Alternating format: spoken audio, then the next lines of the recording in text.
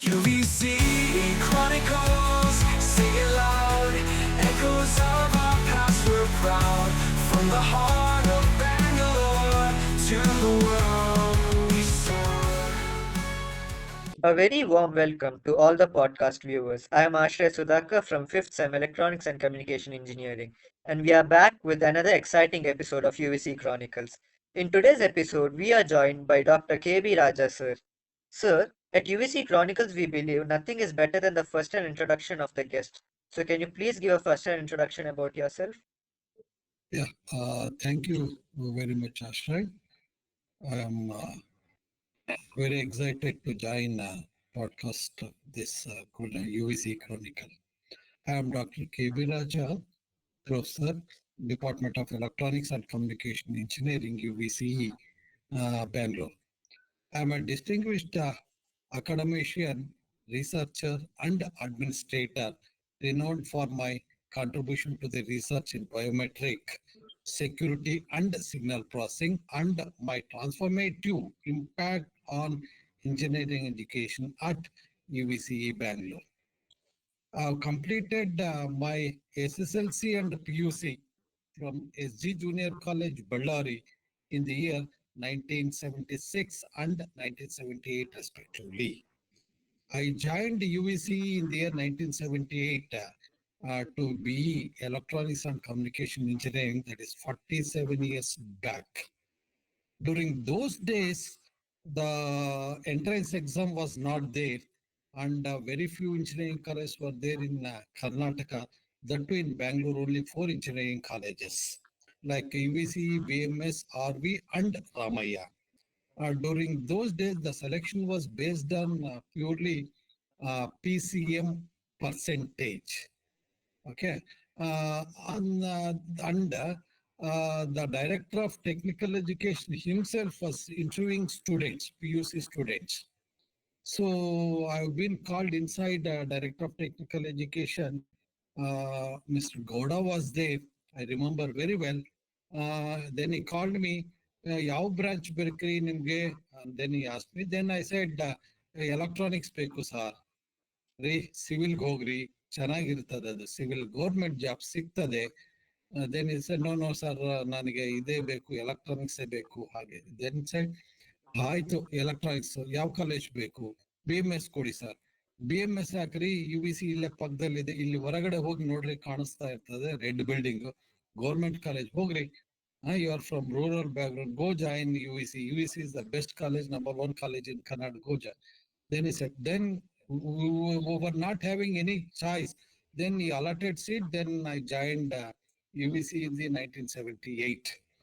Then I completed my BE between 78 to 83. After that, ME from 2000 to 2002, and a PhD from 2002 to 2007. All the three degrees I've done from UVCE Bangalore University. That is the specialty that I'm having. I'm proud to say that I'm a UVCN and alumni of Bangalore University. And I've done PhD in image processing, biometrics, my specialization, and VLSI signal processing. Next, after my PhD, I joined UVC as a regular faculty in the year 1988. That is 37 7 years back. And I'm having 37 years experience as a regular faculty. Uh, I, with the leadership roles of uh, professor, chairman, and other things. That is my little background. Next is my family background. My father, Hanumantappa, was a small businessman, and my mother, Hanumaka, was a homemaker. We were four brothers and two sisters. I'm the elder one. My wife, Madhavilata, she's a become graduate and a homemaker. I have two daughters. One daughter is Rakshita. She has done BE from Bangalore, MS in New York University, New York, and she is working in Amazon, New York. So second daughter, Ujwala, she has done BE Electronics from Bangalore, and she has done MS online, Texas University, Austin, USA. Now she is working in continental Bangalore. And third is my son, who has graduated BE from computer science in Bangalore. Now he got a seat in New York University. New York is going to USA on August 21st. That is the next month. This is a little about my family background. Research impact. I joined as a researcher in the year 2002. Since then, I published 240 research papers in international journals and international conferences. And not publications of so many these things, but the thing is, even the citations is also an important.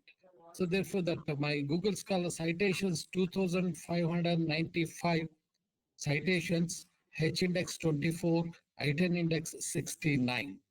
And I awarded 20 PhDs uh, from UVCE, and currently I'm guiding two more in UVCE.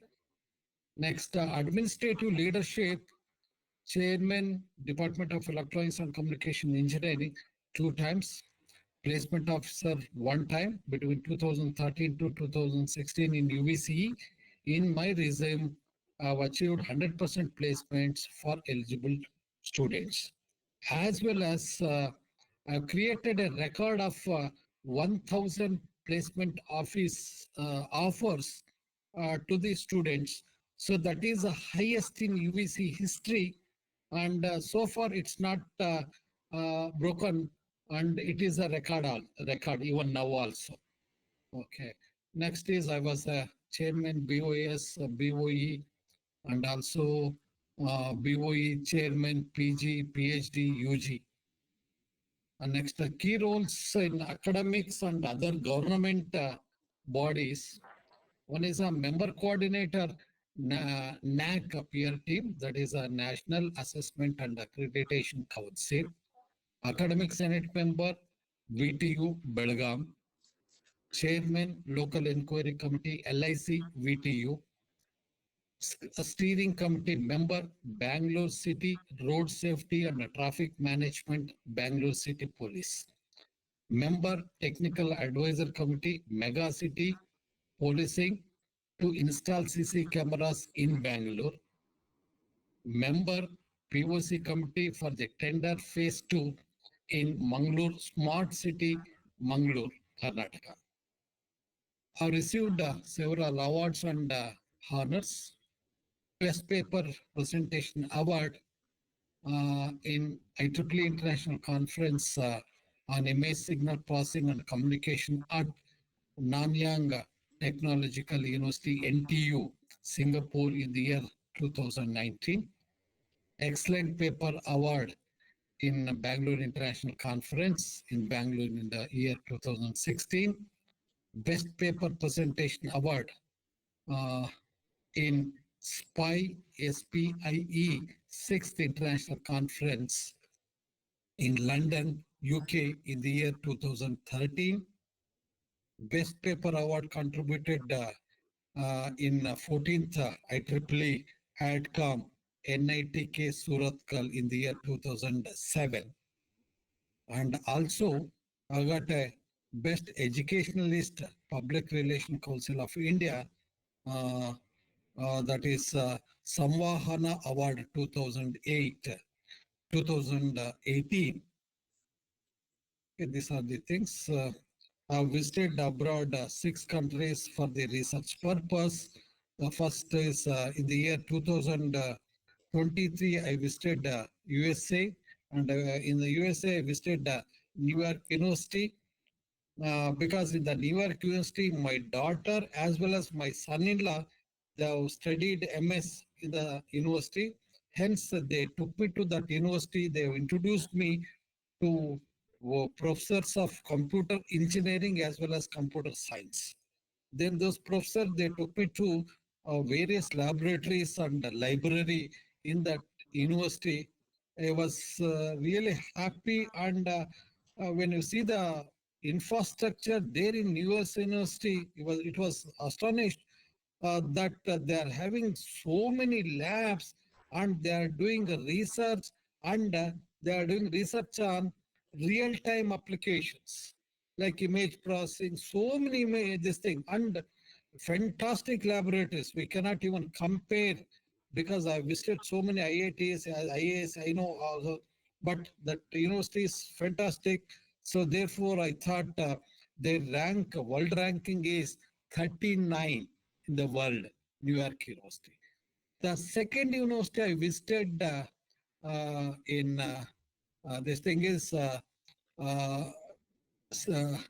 New York State University, New York, that is a Sunny in Buffalo. That university is near Niagara Falls, USA. That is the second university I visited. That is a state university, government university in USA. Even their infrastructure also, it was really fantastic. I think that ranking is around 80 or 90, even though it's a state this thing. I believe such type of infrastructure probably we require for I feel UVCE. I feel nowadays UVC is developing, they're improving infrastructure. Probably we may expect some improvement in UVC. Next is I visited NTU Singapore. Their labs also for the international paper presentation. Then I visited in Bangkok also for the research presentation. Then I visited London for research paper presentation. Uh, Next is I visited Dubai for placement meet, that is Cognizant Technology Solutions, CTS. Those people, they took all placement officers from India to Dubai. They conducted one meeting, all those things there in Dubai. That also participated. Next is in the 2000 year, 2012, I visited Hong Kong and presented my research paper there. These are the abroad visits. Next is teaching and mentorship. In UVC, I conducted a workshop on cyber security, DSP subject and microprocessors, image processing. Several workshops I conducted. I taught DSP, digital image processing, signals and systems, linear integrated circuits, basic electronics, VLSI design, microprocessors. Guided around 104 PG students, around 300 UG students, and 20 PhD students. This is my brief introduction about myself of 47 years of UVC journey. That Thank was you. that was very good to know, sir. I mean, I never knew that for UVC the admission procedure was different from how it is right now. Because right now you write the competitive exam test, KCET, etc.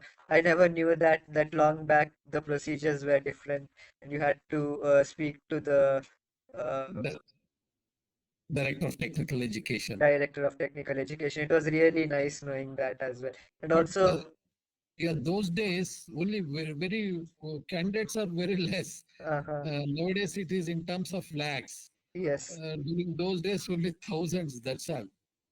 uh-huh, And four engineering colleges in Bangalore. okay, Now it is more than 70 engineering colleges in Bangalore. yes, That was the yeah. scenario nowadays. And Because also, private universities, more than 1,000 seats in computer science related subject yes, and 1,200 like that. So many private universities are there. All private universities, they take around 1,000 only for computer science and related branch. yes. Other than civil, mechanical, okay, we cannot even imagine so many students. Yeah. And also, speaking about your record as a placement officer, we'll talk about much on that later. So before that, spending 47 years in UVC, you have played the role of a student, educator, researcher. Can you share your key moments at UVC and how did UVC change over this 4 decades? What all changes you saw in UVC? Yeah. So that is a key moment. I joined UVC in the year 78 to 83 engineering. That was a 5 years this thing course, not 4 years. It was a 5 years. Uh, so it was I feel it was a golden time. Only studies, no responsibilities, nothing. Okay, only studies, watching movies in Majestic area because it was in the KR circle. No? There were so many theaters in Majestic. We used to, and I used to stay in UVC hostel. Oh, And the UVC hostel was very good though during those days, not 2 days hostel. During those days, it was very good. Okay. And we used to study. Then second show cinema from 9:30 to 12:30 in the night. We used to go to the Majestic, so many theaters. Next is MG Road. Walking 10 students, 20 students, we go in a group from UVC Park, group wise. Plaza Theater, what is that? Rex Theater, Lido Theater, English movies.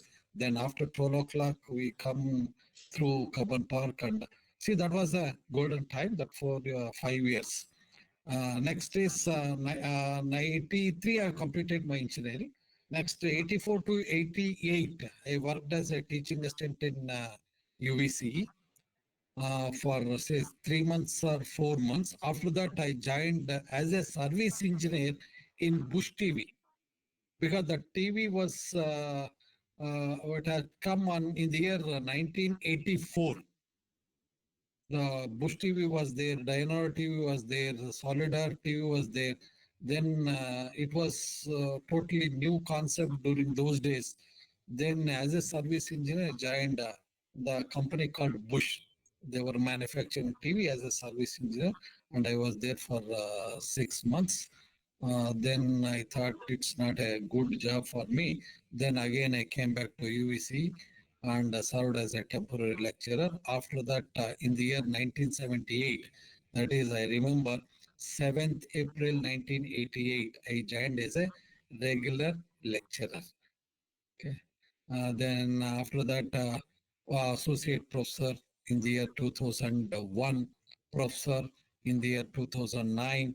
After professor, become a chairman 2 times between 2017 to 19 and 2021 to 2022. Next, I witnessed the transition from traditional chalkboard teaching to early computer aided learning. That is, we were in the beginning, we were not knowing what is the PPT. In the year 1988, no PPT, nothing. We used to do only the chalk piece and board, all those things. So after that, they had the PPTs, all those things. Now it is a different this thing. Next is I led the department of as a chairman for 2 times. Next, I awarded 20 PhDs.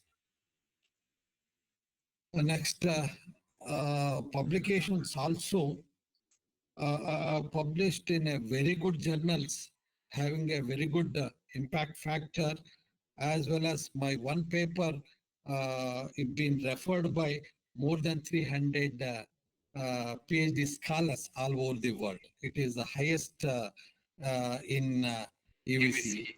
And the placements also are done 100%. And as I said, it is 1,000 offers. Nobody has done so far. And in terms of institutional transformation, helped UVC transition from state college. It was a university college, state college, to an autonomous university. Now it's an autonomous university. It is on par with the IIT model. I was part of that procedure and flexible, because once it becomes a autonomous, the syllabus also flexibility in curriculum and research. And next is UVC change over 3 decades. What are the changes? changes. First one is curriculum and pedagogy trainings. So previously, like 30 years back, the training process, all those things were not there at all. There were no concept of training. Okay. Only thing is, if you want to go for higher studies, go to IITs or IASC for MTech or PhD. Short-term training, all those things were not there at all.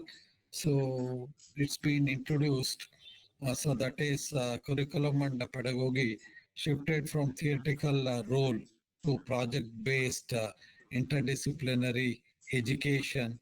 So nowadays there it's a mixing of say IoT, AI, cybersecurity, electronics, hardware.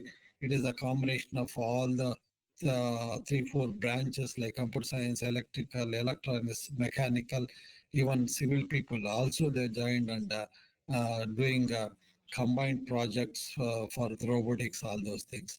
So that is one change in UVC. Next is the research also. It's really good. So because especially in the computer science, now I approximately around 70 PhD students are there now, more than 70 plus students in UVCE computer science department itself. They are doing pursuing a PhD. It's an excellent number. So no private universities in Bangalore having so many PhD candidates. So that's one this thing. Next is UVC conducted international conferences probably since more than 10 years. So computer science department they conducted international conference along with IEEE, Springer Verlag, and elsewhere. It's a collaboration with so many these things. Next is infrastructure wise, it's been improved infrastructure. So nowadays they have good laboratories they have built, and also shape of the UVC is being changed, especially when Dr. Venugopal KR sir, he was a vice chancellor of Bangalore State. He has pumped so much of grants to UVC to build the infrastructure. I think now you people can observe the shape, painting, so many things. They have strengthened the building and even granite, everything, even a laboratory also is very good. Next is they have recruited faculty also, guest faculty, not of course regular faculty. Uh, Guest faculty also they have recruited. I think it's a really good change in UVC. Next is for the global recognition, many students are from UVC going to abroad to do PG and research. Next, student opportunities are like previously there were recruitment only from local recruiters. However, nowadays global recruiters also coming and picking up candidates from UVC. That is the global opportunity, and as they are getting package also more.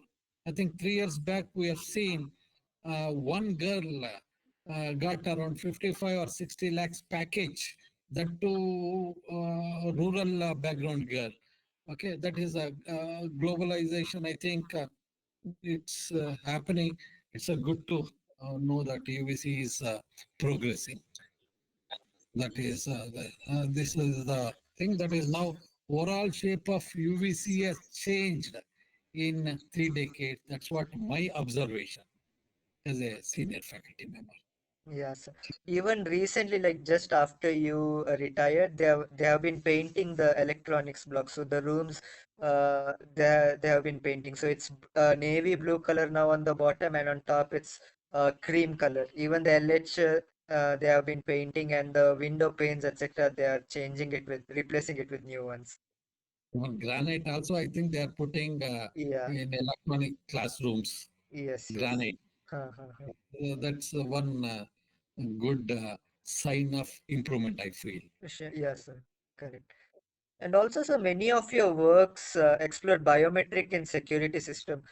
Since it's a very niche domain, how did you first become interested in that field? Yeah, that's an interesting question. So, biometrics and the security system was sparked by a combination of academic curiosity, technological trends, and real world needs. A journey that begins in the late 2000 and evolved alongside advancement in digital signal processing and pattern recognition. Uh, my early work at UVC focused on DSP and image processing, that is steganography, wavelet transformation, uh, while reaching a secure data transmission. I realized that traditional cryptography, that is old version was for secure data transmission. They used to use cryptography for the secured transmission method that had some limitations, like passwords could be stolen, uh, key, that is, we say some passcode key should be cracked. This led me to explore physiological traits. Example, fingerprint, iris, next is a face, those iris, those patterns as inherently secure identifiers. So that is those parts are body parts. Nobody can steal, nobody can take out from our body. So that leads to the biometrics. Then I thought, okay, biometrics is a good uh, what is that one good identity of a person. And next, during 9/11, September 11, that double tower New York been hit by terrorists. Okay, then it started the demand for the security, not only for the government, even corporation sought foolproof authentication for everybody, for every person in the world. They must identify a person properly. Foolproof authentication was required. Then the biometric boom started from say from 2000 itself started, but the boom started in 2011. Uh, so because of that, I've been liking biometrics. Next is in India, Aadhaar initiated in the year 2009. Aadhaar card initiated in 2009. However, they have launched in 2012. That is a massive biometric deployment highlighted the field of potential. Next, today's as AI reshapes the field, I urge young researchers to explore explainable AI for biometrics and quantum resistant encryption. That is, it is the combination that is for secure communication and identification of a person. We require more security. That is, encryption should be there, steganography should be there, and body parts. That is, nobody can take up. So, therefore, I am interested in biometrics. Next is biometrics is not just about identifying a people. It's about securing trust in digital world. So that's how I've been interested in biometrics. Got it, sir. Also, sir, you have guided countless number of students. You have done research over the years. What is your mentorship approach, and is there any strategies or habits and mindsets that you follow that you would recommend to the young professors and people and students who are pursuing PhD at UVC? Yeah, it's a really good this thing. That is okay. My approach over decades, I refined approach that blends structured guidance with creative freedom. Two things. So that is my approach is so whenever the PhD student comes to me, then I'll start with why. Start with why. That is cultivating purpose. That is, first is you have to problem first mindset. I encourage students to begin by identifying real world gaps. That is research gaps.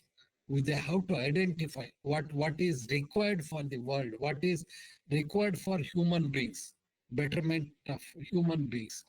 So that I will ask them to just find out, think at least. Okay. So nowadays data is available in the computer itself. Just sit in front of a computer, everything available. Whatever you want, just type, you will get it. That too now AI, that is ChatGPT, DeepSeek, next is Elon Musk has released recently Grok 4, right? Grok 4. Even that. You just ask some questions or ask anything you want, it will give. Even if you ask my name, it will give what is the history of mine, what publication, everything it will give. That means that we'll get everything. So therefore, the finding problem is not a difficult. So that first my this thing is I'll ask PhD scholars to identify some problems. The simple thing is one simple problem I'll say I'm doing a biometrics research in that face recognition work in low light conditions. Light will be very low. Identifying face is a really difficult. One example I'll tell you. Last week I went to Delhi. Then me, my wife, and son, we went for visa interview to New Delhi. Then my son done the Digiyatra. You know the Digiyatra. So that is a face. We'll have to take the face images. He took face image of his own, his mother, as well as mine. Then he could not take my image properly. That light was not there properly. Then we went to airport. Then the Digiyatra advantage of Digiyatra is you need not carry any Aadhaar card or any identification card. Simply you can just go through the Digiyatra, then simply you stand before the camera, it will identify who are you using a face recognition.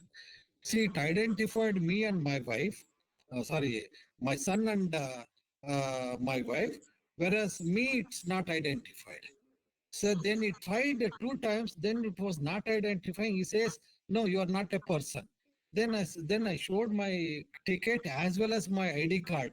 Then he saw my image. Then he showed my image that it's a dark image. The image was not clear face. Then he said, sir, this image is not clear. Hence, it is not identifying. Therefore, go to some other queue, stand in that queue, show your Aadhaar card or any identity card, then go in that queue. The problem was the face was not clear. That is, the light condition was very low in that one. So that was the problem. So even that problem is there in airport Digiyatra. So that is the simple problem. We have to rectify that one. That is, even though it is a simple, that it gives so much of problem in airport.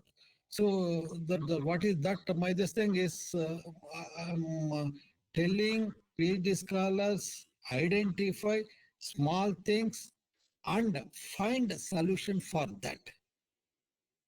Okay, so that is my first thing.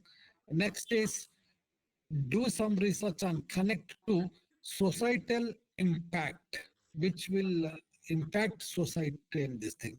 Like projects like LiFi, Li-Fi. So that is light fidelity health monitoring technology. It started in the year 2021. This technology being increasingly used for health monitoring systems, offering secure and reliable alternative to traditional wireless technologies like Wi-Fi. These systems are designed to continuously monitor patients' vital signs and transmit the data in real time, improving patient care and reducing the risk of critical health issues going unnoticed. Okay, this is the new technology, LIFI. So they have to identify those things. Okay, in this, there are so many problems are there. They have to transmit securely, and the data will be too much. So they have to reduce the data. How to reduce the data? They can find some solution for that. They can do in that research. And transmitting, again, they do research in that, all those things. Okay. Next is in Bangalore, everybody knows that traffic surveillance algorithms. And recently, one police person said that's what I've seen in paper, Bangalore. So we cannot improve any this thing unless and until massive transformation must occur. So for that we have to find some solution. How to do the surveillance algorithms, traffic. So some solution definitely it will be there. We have to find such type of a solution. Okay, so that is the one this thing. Next is structured research, yet adaptive. But structure means always we cannot stick to only structure, but sometimes must be adaptive also. So one formula is always for the PhD candidates, always they have to learn at least any one language. So most of the PhD candidates coming to UVC will not be knowing languages. So therefore they have to learn some language, any one language, either Python. See, Python is very easy language to learn, or even MATLAB, that is also very easy to learn because all built-in functions are there. You can do anything. Okay. So next is literature drive, literature survey, they have to do it. Next is innovation. Innovation means that is one cross pollination.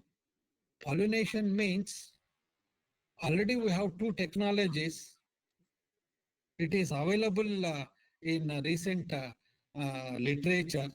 We can do one thing, we can combine two and test whether we may get better result. Just by combining it is not possible to get, but do some modification in that and get results. Sometimes they may fail, but even if they fail also, they should not say, think, okay, I have failed. No, no. They have to do something. So they have to struggle, they do something that is called as a cross-pollination. So that they'll get some solution out of that or they'll learn something. That's the one thing. Next is fail forward culture. Fail forward culture that emphasizes learning from failures as a critical component of innovation and progress. That is called as celebrate negative results. That is a very important for research scholar. That is celebrate negative results. Once if they celebrate negative results, that they will know that where is the fault, where is the problem, so that they can find some solution for that. Next is they have to do some collaborations with industry and the junior PhD students can take help from senior PhD students. And next is they can involve UG students because I'm telling in UG, UVC, they're very good students are there. They're very good students are there. Because most of my papers, they have only done it. I've given an idea, they have written a code, they have shown me the results.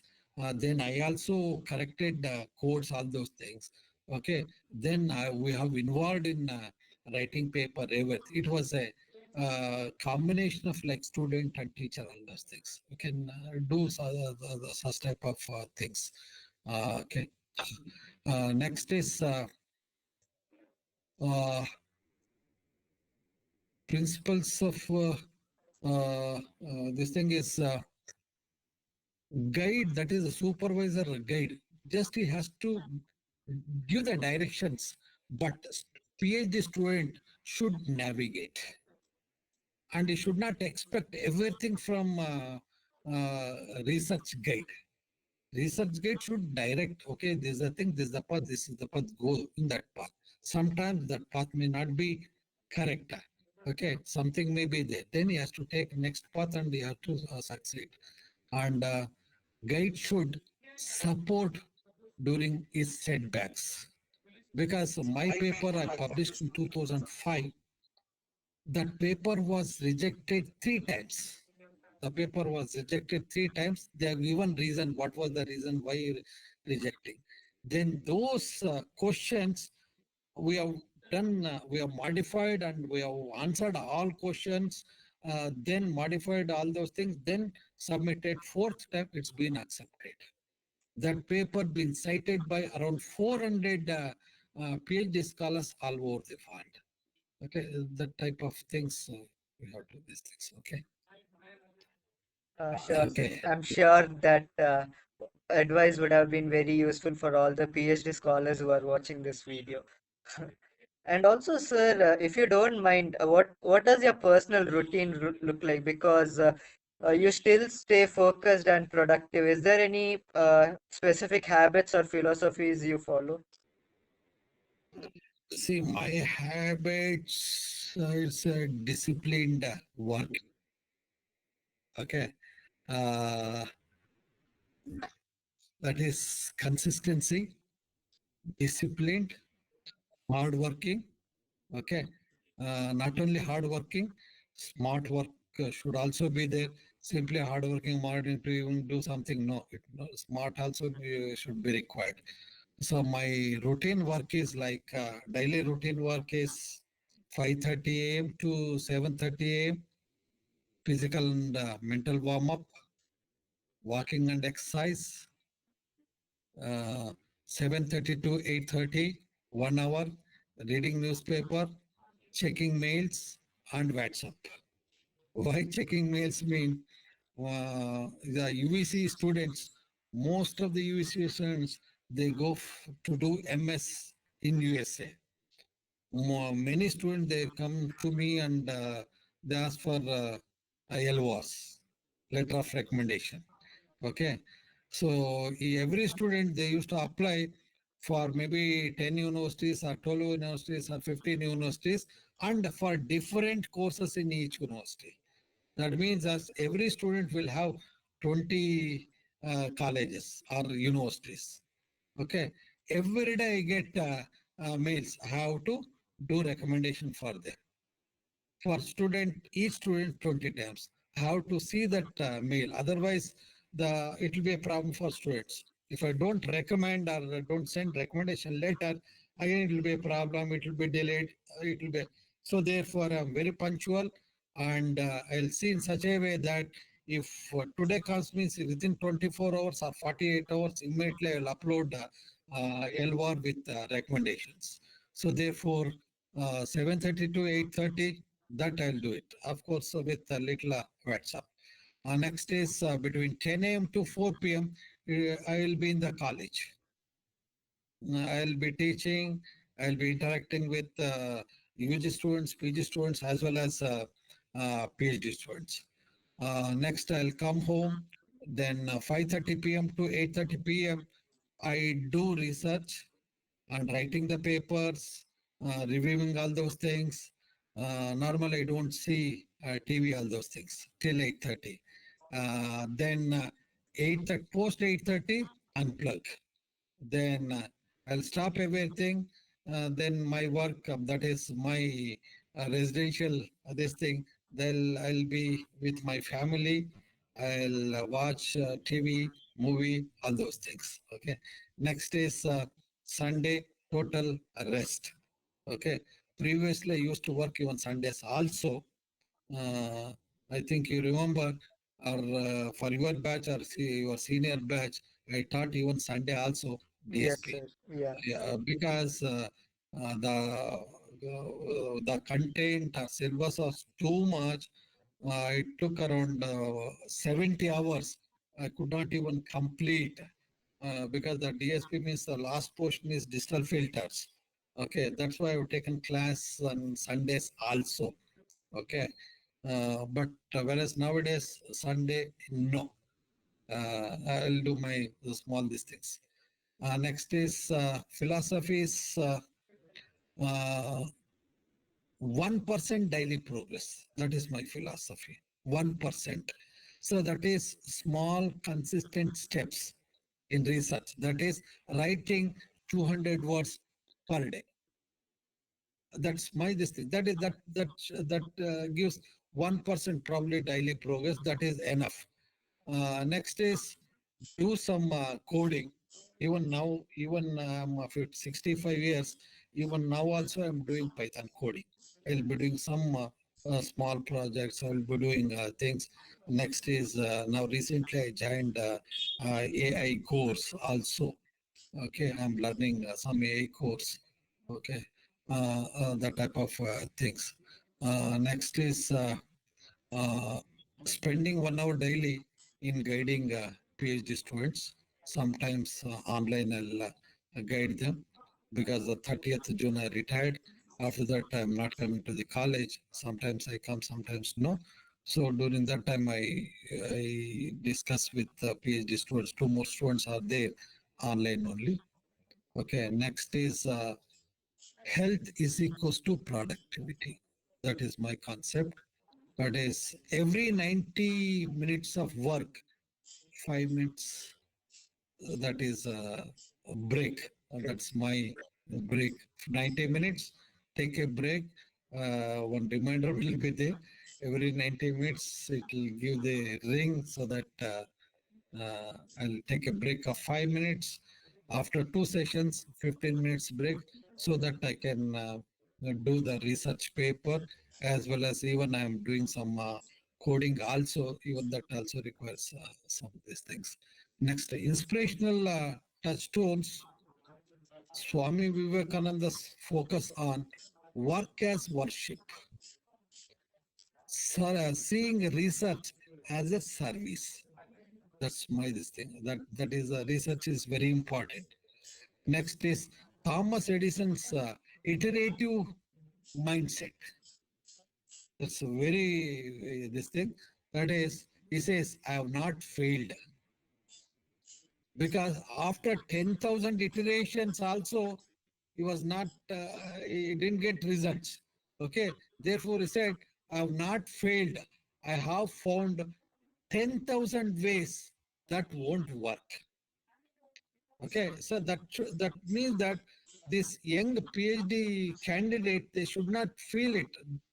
That is the process. They have to do all those things. One time fail, second time fail, third time fail. They should not go in a depression. So they have to do something.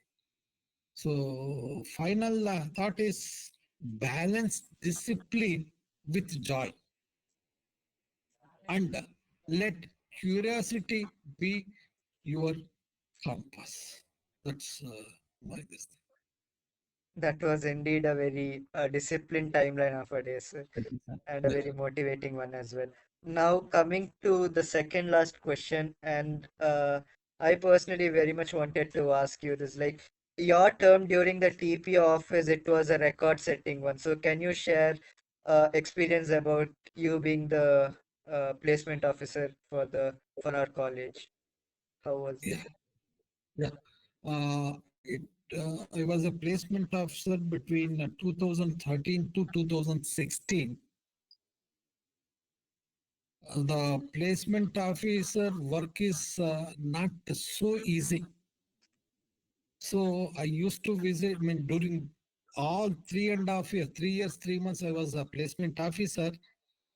I used to visit UVCE 8 o'clock morning, night 9 o'clock. I used to leave the college. Morning 8 to 9. So morning 8 to 10:30, I finish my theory classes. Next is 10:30, I sit in the placement office. Then The placement coordinators, placement coordinators, every Yes. branch will have minimum two coordinators, Yes. the two top students and good students. Okay. 10:30 to 5:30, I'll be with them only. And I used to allot duties to all placement coordinators, what to do, what not to do, and how many companies they have to approach, and used to maintain diary. Okay. Then for coordinator, first coordinator, I give say maybe four or five companies. Second coordinator, four or five different this thing. Okay. Then I used to follow up in that this thing. Next is one this thing I remember very well. The company called JP Morgan's. During those days, they were visiting different colleges, not UVC. I was wondered. See, UVC is a top colleges. Still, they are not visiting. What is the reason? Then I told my coordinators to ring up that person, the main HR, and then talk to him. Then the placement coordinators, they were very good placement coordinators during my days. Then they spoke to them. They said, no, UVC, that CET ranking was not so good. And CET ranking starting from 1,000 onwards, whereas other colleges from 1 to 300 and before 300 itself, below 300 rank, the students are there. That this handle he was telling like that. Then placement coordinators, they spoke to me. Then I rang up that HR. Then I said, no, sir, our college students are very good. Then he said, how do you say your college students are very good? Then I said, 100% meritorious candidates. All 100%. No comment K, that is higher fees, no Mandatory. payment fees, no donations, nothing. All 100% are meritorious candidates. That's one thing. Then he said, okay, no problem. Whereas in private college, 50% meritorious. In that itself, we'll get better candidates. The ranking is maybe 10, 12, maybe some 100, something like that. Whereas in your college, in terms of 1,000. Then I went to JP Morgan's this thing office in my own car. Then I called him. Then I said, I'm waiting in your this thing. Then he has not given appointment. Second time, he has not given appointment. Third time, he has given appointment. Then I went there and met that HR. Then I took one comparative statement. The comparative statement means that is PUC marks, physics, chemistry, mathematics. So all UVC students got 90% and above, PCM only, I'm talking. 90% and above. Few students 100%, PCM. PCM 100%. Whereas the rank is 5,000. Even some other colleges, PCM is 100%, rank is 500. What is the difference between that student and UVC student? 100% there also, here also 100%. Only the rank is different. Here is 5,000, whereas that college has got a 500. So what is the difference? Only 3 or 4 marks in CET. Correct? So because of that Yes. rank, rank, instead of, say 500, if you get maybe 5 marks less in CET, the rank will go from 500 to 5,000. True. That compared to statement with a long drawing sheet, then I took that, I went to that fellow, on that day I showed. So how many 100% students are there in our college and what is their rank? And I took some statistics from other college also. I requested other college placement officers to give some statistics and they agreed, they are given because they were from UVC. Okay, place. They are given some statistic that also I showed him. Then he said, oh yeah, it's correct, because oh, these are only 5, 6 marks. Because of that, the rank goes from 5,000 to 500 or 100. No, yeah, you are correct. Okay, then he was convinced. Then immediately has not come for this thing placements. Instead, he came for hackathon. He wanted to test whether UV students are good or bad. Hackathon. Then our students done extremely well in hackathon. Then he was happy. Then after that, he has taken for internship. Then after that, he had a very good opinion about UVC. Then he has appreciated, sir, we were missing UVCE. UVC students are very good, very good. Okay. Then second year, I think so, he has come for main placements. I remember his name also. I don't want to reveal his name. Okay. So that's how I pursued when I was the placement officer. That's one thing. Next is that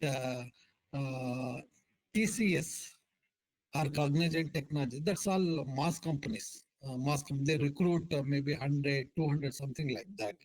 So CTS, Cognizant Technology Solutions, they come a morning. They started what is the written test, all those things. They used to be in the college till 1:30 or 2 o'clock in the night. Night they will announce the results because continuous it will be process. I used to stay till 2 o'clock in the night. You know why? Because what happens if I was not there means then instead of taking say 150 students, they'll take only 80 or 90, they'll go off. So therefore, I used to be there. Then one time he has recruited only, I think 80 or 85. Then I said, sir, what is this? 85, our students are good. Then he made 100, night 2 o'clock or 2:30, the discussion. Then no, I didn't leave. Then immediately I just bargained, like bargains. huh? Then he took, I think, 113 or so, from 85 to 113. So what's happening now? Because some rural students, they get benefit from that.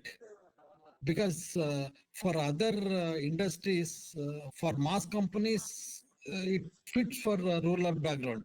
They can crack that. Whereas high package salary companies, they cannot crack rural background students. Whereas Bangalore students and other students, yes, they can crack. But those students, no, it's really difficult. That's what I convinced. Sir, the many rural background students are there.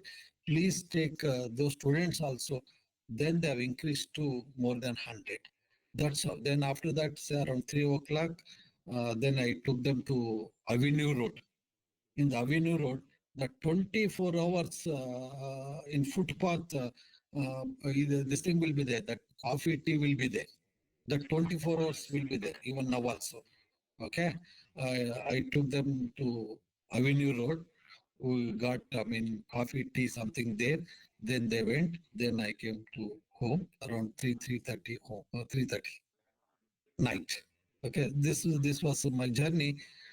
Because of that, I think I could achieve 1,000 offers. Even though infrastructure was not so good, uh, our students are very good. That's no doubt, including civil, mechanical, were fantastic. So that's how I achieved good placements, and I got appreciation from different, even vice chancellor appreciate me, principal. Principal was Dr. Venugopal K.R. sir was there. He supported me in placements. Okay, that's how I think my journey was there as a placement officer. It was a good memories. It's very nice to know, sir. The hard work and effort which goes behind the 1,000 companies visit and the 100% placement, the record. So it was very nice to know that this was the hard work and effort which went behind it, and very inspiring as well, to be very honest. And coming to the last question, so what would be your advice, and what would you like to tell students like me, the engineering students who are currently studying at UVC? What would be your advice, sir? Final advice. Yeah, final advice is thing is I advise students UG or PG. attend classes regularly? That's my first question. Even though even guest faculty, some few guest faculties are very good. So what the students in UVC they do is, oh, that fellow is a guest faculty, junior faculty. What is the necessary of going on? No, please attend class. At least you get some information, maybe useful, maybe 1% or 2%. That's my first this thing. Next is please do hard work and smart work, because there is no substitution for hard work. That is the second this thing.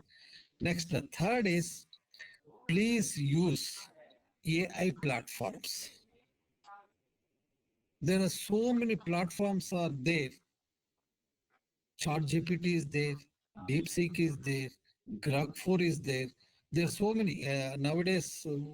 So many platforms are there, and all are free of cost. If you want to do some other different this thing means, then only you have to pay. Otherwise, all are free. Whereas me, I am using a ChatGPT by paying it. Okay, so that is I paid $50 for the charge GPT for my this thing, for my personal this thing. Otherwise, if you want normal work, yes, you can use it free of cost. Make use of that and learn something. Okay, from that. Next is explore some new things. And as a student, you will have lot of time. That too in UVC, you get lot of time. Whereas in some other colleges, it's not so, because they'll be doing all sort of giving so many things. Here, I feel uh, not too much of work will be allotted to students. That's what I feel. Yes, the Therefore, free time is comparatively more, sir. comparatively more. Hence, explore some new things and work.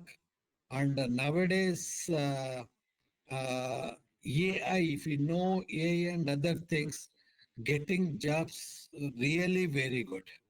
One example I'll tell you, in my house itself, my son is a BE computer science, and from seventh semester onwards is doing internship in American based company, is getting salary from seventh semester itself, and he has published around 5 research papers along with me and the PhD scholars. Okay, and now is being offered from different companies because he's good in AI. And nowadays, that AI agent has come, AI agent, something like that, new one. He is familiar with that. Okay, he's been offered 28 LPA. Okay, that is, he has explored something. That's what my advice to UVC students, because UVC students are fantastic. There's no doubt in it. And whereas my son is fluent engineering college, so you people are better than him. And only thing is you have to explore and learn something new, because learning new is very easy from A tools. Okay, and concentrate. If you are getting a good jobs, then it's all right. Otherwise, if you are having the ability to uh, do some PG course, yes, you can do PG course by clearing gate examination, or if you want to go for an abroad, do MS degree, okay, in different countries, okay. Of course, now USA is a real problem, but they can go to some other countries, do something. My this thing advice to students is, as far as possible, finish your all education, this thing, that is, so PG or PG, whatever it is, before marriage, and happy. And after your education, you get married and happy. Be live happily after your education. Because otherwise, what happens? No, some students, they do engineering, they will work for 2 or 3 years in Bangalore, then they'll think of going for a PG. Then what happens? No, that break, it'll give something uh, it'll not be this thing, but continuity should be there.